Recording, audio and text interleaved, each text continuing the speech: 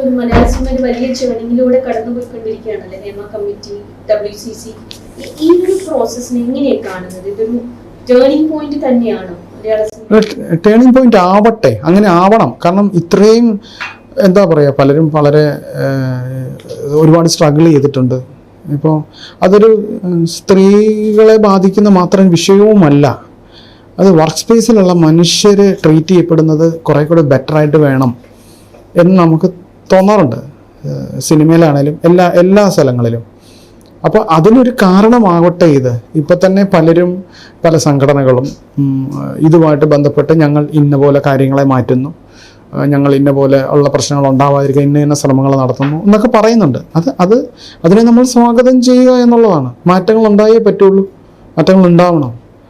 അതിന് turning point തന്നെയാണെന്നാണ് ഞാൻ വിചാരിക്കുന്നത്. നല്ല മാറ്റങ്ങൾ ഉണ്ടാവട്ടെ. ഇപ്പോൾ ഞാൻ പറയാം, ഇപ്പോൾ എൻ്റെ കാര്യം എടുത്താൽ, ഞാൻ ഗ്രേറ്റ് ഇന്ത്യൻ കിച്ചൺ എന്ന് പറഞ്ഞിട്ടുള്ള, അതായത് അപ്പോൾ ഞാൻ നേരത്തെ പറഞ്ഞു ഞാൻ ഭയങ്കര ഫെമിനിസ്റ്റ് ആറ്റിറ്റ്യൂഡ് സ്വാഭാവികമായി എനിക്ക് വന്നു ചേർന്നു, ഒരു ഫെമിനിസ്റ്റായിട്ട് സ്വാഭാവികമായിട്ട് മാറുന്നു.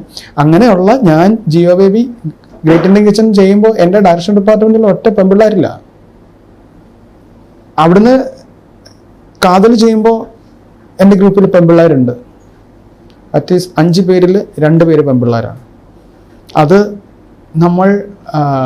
നമ്മുടെ എന്താ പറയുക, നമുക്ക് സംഭവിക്കുന്നൊരു മാറ്റം കൂടാണത്. ആ മാറ്റത്തെ നമ്മുടെ ഡിസ്കഷനിൽ മാറ്റമുണ്ട്, നമ്മുടെ സീനുകൾ പ്രസൻറ്റ് ചെയ്യുന്നതിൽ മാറ്റമുണ്ട്. വുമൺ പെർസ്പെക്റ്റീവ് എന്ന് പറയുന്നത് നമ്മുടെ സിനിമയ്ക്ക് ഉണ്ടായി വരും. അത് ഈ പെൺപിള്ളേരും കൂടെ നമ്മുടെ കൂടെ ഉള്ളതുകൊണ്ടാണ്. നമ്മൾ അവരുടെ അഭിപ്രായത്തെ, എല്ലാ അസിസ്റ്റന്റ് ഡയറക്ടേഴ്സിൻ്റെയും അഭിപ്രായം, എല്ലാ ക്രിയേറ്റീവ് ആയിട്ടുള്ള അഭിപ്രായങ്ങളെ മാനിക്കുന്നത് പോലെ അവർക്ക് എന്താ പറയാനുള്ളതെന്നുള്ളത് കൃത്യമാണത്. എൻ്റെ അസിസ്റ്റന്റ് ഡയറക്ടേഴ്സ് ആ കാര്യത്തിൽ അവർ പറയുന്നൊരു കാര്യം വളരെ വ്യക്തവും കൃത്യവുമായിട്ടുള്ള ആൾക്കാരായിരിക്കും. ഇപ്പോൾ കുഞ്ഞിലെയും അമൃതയും എൻ്റെ കൂടെ 2 പേരുണ്ടായിരുന്നു. ഞാൻ അവരോട് ചോദിച്ചാൽ അറിയാം, അല്ലെങ്കിൽ നമ്മൾ ഓരോ സീനും അവരുടെ അഭിപ്രായം ചോദിച്ചിട്ടുണ്ട്. അതിനൊരു ഡിസ്കഷൻ സമയമൊക്കെ നമുക്കുണ്ടായിരുന്നു. അപ്പോൾ ആ മാറ്റമാണ്. അപ്പോൾ എന്തുകൊണ്ട് ഗ്രേറ്റ് ഇന്ത്യൻ കിച്ചണിൽ പെൺപിള്ളേരില്ല എന്ന് ചോദിക്കുന്നത്, ഇപ്പം നമ്മൾ ഒരു ഫിലിം സെറ്റിലേക്ക് പോയാൽ എല്ലാ ഡിപ്പാർട്ട്മെൻറ്റിലും നമുക്കിപ്പോൾ പെൺപിള്ളേരെ കാണാൻ പറ്റുന്നുണ്ട്. ഒരു 5 വർഷം മുന്നത്തെ പോലെ അല്ല. ക്യാമറ ഡിപ്പാർട്ട്മെൻറ്റിൽ പെൺപിള്ളേരുണ്ട്, ഡയറക്ഷനിലുണ്ട്. പക്ഷേ ഇതിൻ്റെയൊക്കെ എണ്ണം ഭയങ്കര കുറവാണ്.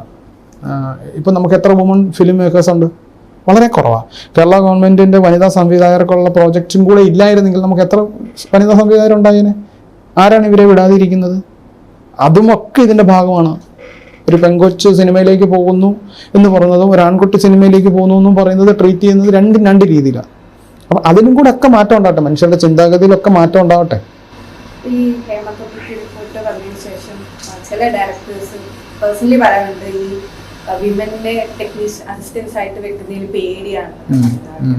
ഈ റിപ്പോർട്ട് വന്നത് അങ്ങനെയും കൂടി ഒരു റിസൾട്ട് ഉണ്ടാക്കുമെന്ന് വിചാരിക്കുന്നുണ്ടോ? അങ്ങനെയൊന്നും ഉണ്ടാകത്തില്ലായിരിക്കും, ഉണ്ടാവാതിരിക്കട്ടെ. അങ്ങനെ പേടിക്കുന്ന എന്തിനാണ് എനിക്ക് മനസ്സിലാവുന്നില്ല. പേടിക്കല്ലേ, കുറച്ചുകൂടെ എൻവയോൺമെൻറ്റ് കുറച്ചുകൂടെ നന്നാവുമ്പോൾ അത് നല്ലതുപോലെ ചെയ്യുക. അതാ ഞാൻ ഈ പറഞ്ഞത്, നേരത്തെ പറഞ്ഞത്, ഈ തുല്യത എന്ന് പറയുന്നത് നമുക്ക് ഭയം ഉണ്ടാക്കുന്ന കാര്യമായി പോയി അല്ലേ. എൻ്റെ സ്ഥാനം വേറൊരാൾ എടുത്തുകൊണ്ട് പോകും, അല്ലെങ്കിൽ പെണ്ണുങ്ങൾ ഇവിടെ വന്നാൽ അവരിതെല്ലാം കൂടെ കൊണ്ടുപോകും. അങ്ങനെ അല്ലല്ലോ.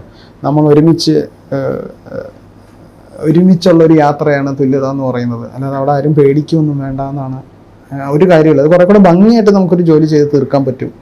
എനിക്ക് അങ്ങനെ തോന്നിയിട്ടുള്ളത്. ഈ ഫാൾസ് അലിഗേഷൻസ് എന്ന് പറയുമ്പോൾ അതാണ് വലിയ അപകടം ഉണ്ടാക്കുന്നത്. ജെന്യുവൻ ആയിട്ടുള്ള പരാതികളെ പോലും അത് റദ്ദ് ചെയ്യപ്പെടുന്ന തരത്തിലേക്ക് എത്തും. അത് വലിയ അപകടകരമാണ്. പക്ഷെ അങ്ങനെ ഫാൾസ് അലിഗേഷൻസ് വന്നിട്ട് വെറുതെ നിരപരാധിയായിട്ടുള്ള എന്താ പറയുക, ഒരാളെ നശിപ്പിക്കുന്നത് ഭയങ്കര ക്രൈമാണല്ലോ. അപ്പോൾ അതിനെതിരെയും കൂടി ഈ നടപടി ഉണ്ടാവണം.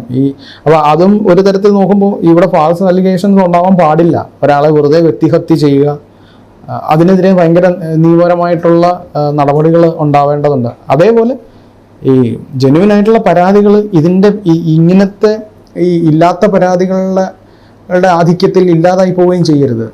അത് നമുക്കൊരു ആശങ്കയുണ്ട് അതിൽ. എന്തിനാണ് ഇങ്ങനെ ഈ ഒരു സമയത്ത് ഈ ഒരു കാര്യമില്ലാത്ത പരാതികളുമായിട്ട് വന്ന് ഇതിൻ്റെ ഇടയിലൂടെ? അപ്പം അതൊക്കെ നമ്മളെ ആശങ്കകളാണ്. ഈ ചോദിച്ചതുപോലെ എനിക്കും അത് തന്നെയാണ്. ഇതിനിടയ്ക്ക് ഇങ്ങനത്തെ പരാതികൾ വരുമ്പോഴത്തേക്ക് ഉണ്ടാകുന്ന പ്രശ്നങ്ങൾ വലുതാണ്.